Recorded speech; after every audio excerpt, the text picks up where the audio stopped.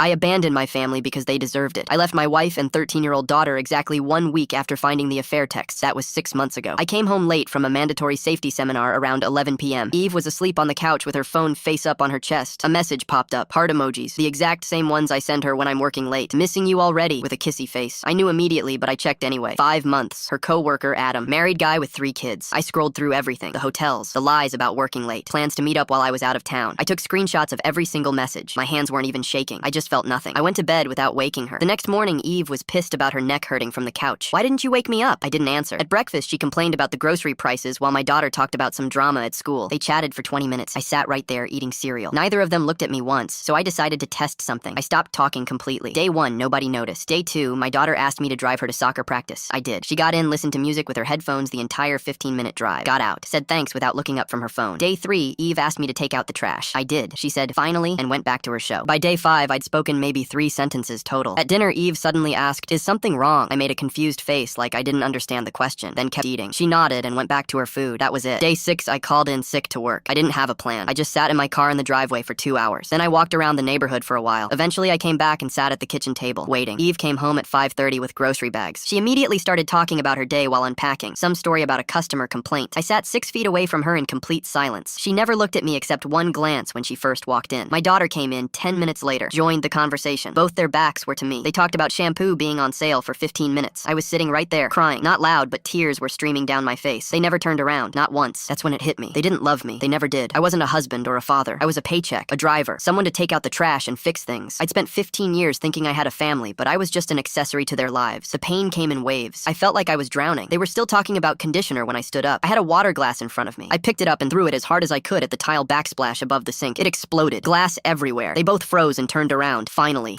they looked at me. My face was soaked with tears. Eve's mouth dropped open. What the hell? I just stared at her. The silence lasted maybe 30 seconds, but it felt like an hour. Then I spoke. Eve, I know everything about you and Adam. My daughter's head snapped toward her mom. What? Is that true? Eve's eyes went wide. I can explain it's not, but she turned to our daughter. Not to me, to her. They started arguing right there, getting louder. My daughter was crying, asking how could you do this? Eve was making excuses, trying to calm her down. I stood there for maybe 5 minutes watching them. They were screaming at each other now. Neither of them even glanced at me. It was like the glass, the revelation, my tears, none of it mattered. I was still invisible, so I walked out, got in my car, looked back through the kitchen window. They were still arguing. Didn't even notice I'd left. I sat in the driveway for 10 minutes, then I drove off. 15 minutes later, Eve started calling, then texts, dozens from both of them. I turned my phone off. The next morning, I withdrew half our savings, $43,000. Called my boss. He said if I don't come in, I'm fired. I said okay and hung up. Then I drove to Adam's house. His wife answered. I handed her printed screenshots and told her everything. She started crying on the front steps. I left. I checked into a hotel at the edge of town, $50 a night. Eve's brother Bob is a cop. He found me on day 4.